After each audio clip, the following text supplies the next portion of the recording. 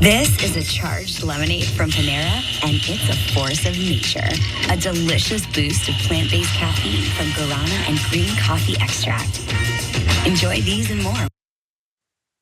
That was a charged lemonade, a force of nature that has now been linked to 2 deaths. And that is where the story gets very serious. This drink, which is available at Panera, was linked to the death of Dennis Brown of Fleming Island, Florida, who apparently drank 3 charged lemonades from a Panera back on October 9th, and then suffered a fatal cardiac arrest on his way home. More details about Brown, and you can see a photo of him, I believe, taken in Panera. He's apparently very enthusiastic about Panera, went there very often. Had an unspecified chromosomal deficiency disorder, a developmental delay, and a mild intellectual disability. He lived independently, frequently stopping at Panera after shifts at a supermarket. I think these details have been made available because people are wondering what the potential interaction with this highly caffeinated beverage and some sort of underlying conditions might be. But there is a lawsuit right now. It was filed on behalf of Brown's mother, sister, and brother. And so that's just less than 2 months after Panera was hit with a separate lawsuit regarding Sarah Katz, an Ivy League student with a heart condition who died back in September of last year after she drank a charged lemonade. And in the case of Brown, the more recent case, cause of death was cardiac arrest due to hypertensive disease.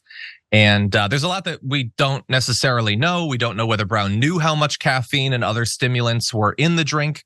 And by the way, you can get, this is like a special drink that you order special. It's with the other drinks on the self-serve thing. And it's been advertised as, quote, plant-based and clean with as much caffeine as our dark roast coffee. It is 390 milligrams of caffeine and a 30 fluid ounce portion size. That, by the way, is more than a standard can of Red Bull and a standard can of Monster put together, but then also has 30 teaspoons of sugar. And by the way, the 390 milligrams of caffeine is just 10 shy of what the FDA advises healthy adults to have in an entire day to avoid dangerous negative side effects. So Brett, this is a very different story than we normally cover, but what do you make of this? Yeah, it's one of those, it's like a very strange story that is also sad.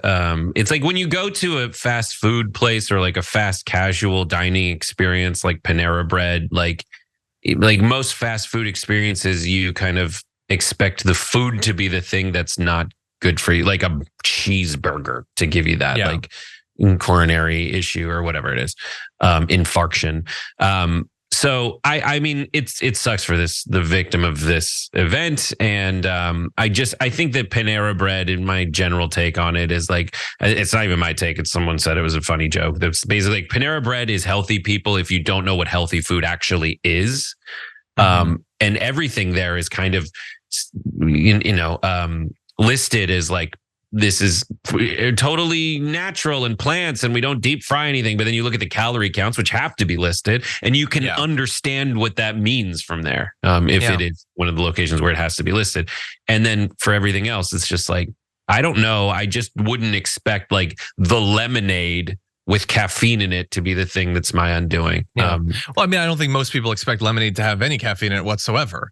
And then someone might say, well, but it says it's charged. Yeah, but it's advertised as having guarana and green tea extract. Like why does it have any caffeine? Literally at all, let alone that much caffeine.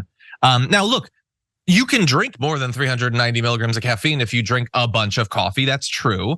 Most people do not sit down and chug that much coffee at once. And even if they did, they would have a much higher chance of knowing that what they're doing is overdosing willingly on caffeine. Like, I don't know why caffeine is in many of the things that it's in, other than that it is addicting and it is shown to make people drink more of the liquid.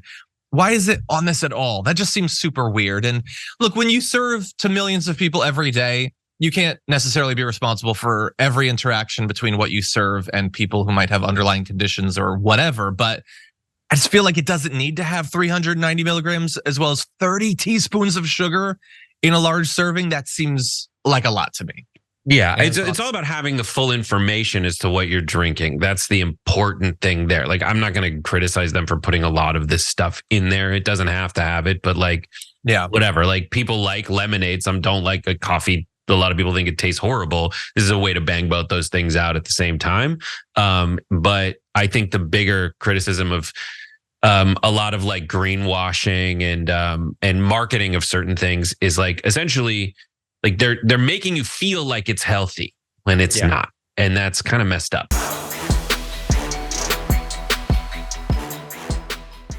Check out the Damage Report podcast each day, wherever you get your podcasts, whether Pocket Casts or Stitcher or iTunes. You can join me as I give you the news and stories you want, with a range of co-hosts and interview guests jumping in on the fun each day. Again, that's the Damage Report, wherever you get your podcasts. And if you get them at iTunes, don't forget to rate and review. Sometimes I'll read them live on the show.